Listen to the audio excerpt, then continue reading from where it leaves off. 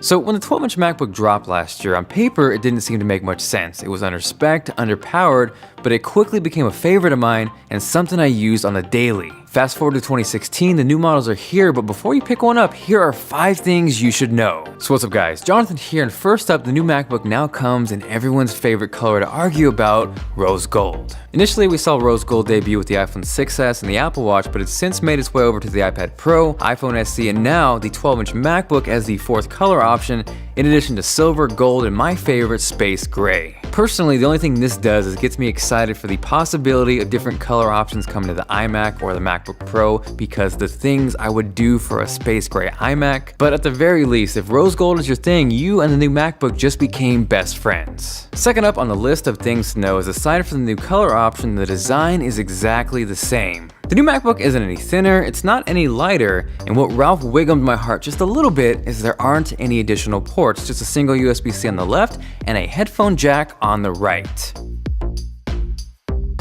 So for me, as much as I love the initial MacBook, if I could change anything, simply adding a second USB-C port would be amazing, especially with USB-C becoming more widely adopted. Samsung's new T3 SSDs are what I use to edit my videos, and those actually connect via USB-C, so it would be awesome to have that plugged in the first port and power going to the second. It's definitely not a deal breaker and didn't stop me from using the initial MacBook almost every day, but it would have been a killer change. Now the third thing that you need to know is that the new MacBook is unassumingly powerful. Earlier this year when I mentioned the MacBook could handle 4K editing, no one believed me. Sure and behold though, not only did it handle it, it passed that test with flying colors and exported a 4-minute 4K video in just about 6 minutes, which is bonkers. So while the 2016 MacBook looks the same on the outside, there's actually some changes on the inside, starting with Intel's 6th generation Skylake processors. You now have the option of a 1.1 GHz M3 processor, a 1.2 GHz M5 processor, or you can bump it all the way up to a 1.3 GHz M7 processor. Now that might not seem like a huge jump, but where the difference happens is the turbo boost. The M3 will jump up to 2.2, the M5 will go up to 2.7 GHz, and then finally the M7 will turbo boost all the way up to 3.1 GHz. Now numbers and fancy tech terms aside, I personally would not waste the money and jump up to the M7. It makes sense if you're going up to the mid-tier model because you're getting more storage, but at the end of the day, if you want more power, the money you're spending towards that top tier, that should go towards a 13-inch MacBook Pro. As far as performance goes though, in Geekbench 3, the new 2016 MacBook dished out a single core score of 2530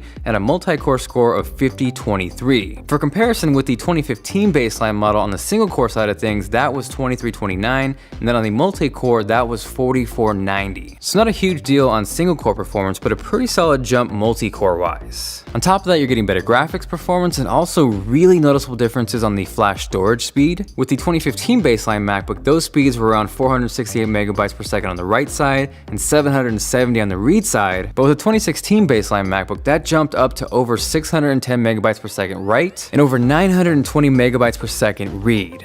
Now the jump in performance is nice, but the fourth thing that you need to know is that the 2016 MacBook still has a potato camera. One thing that shocked me last year when they announced the 12-inch MacBook was when I found out it had a 480p webcam. I naturally assumed that would be upgraded in 2016, but for some reason, it is still 480p.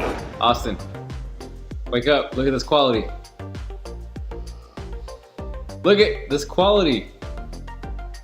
To be fair, I can probably count the number of times I've used that camera on one hand, but regardless, it is 2016 and the fact that it's not at least 720p is crazy. Lastly, the fifth thing that you need to know is that even though there's a jump in performance, we're gonna see better battery life on these MacBooks. What's interesting is they've managed to squeeze a higher capacity battery and presumably what is the same real estate. So with the 2015 MacBook, that housed a 39.7 watt battery, whereas the 2016 MacBook jumps up to 41.4. So that in combination with more efficient processors should lead to an extra hour of battery life across the board. And in that light, there is a positive with Apple not making this any thinner and sacrificing battery life, because for me, more performance and longer battery is a win.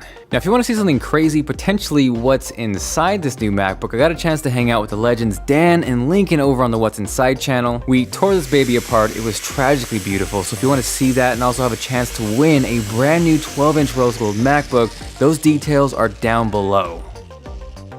Push it in there. Yeah, let's show the back of it. Oh, look at the back man! of it. Come look at that. What? Whoa! Come look, Lincoln. Let's get you in this.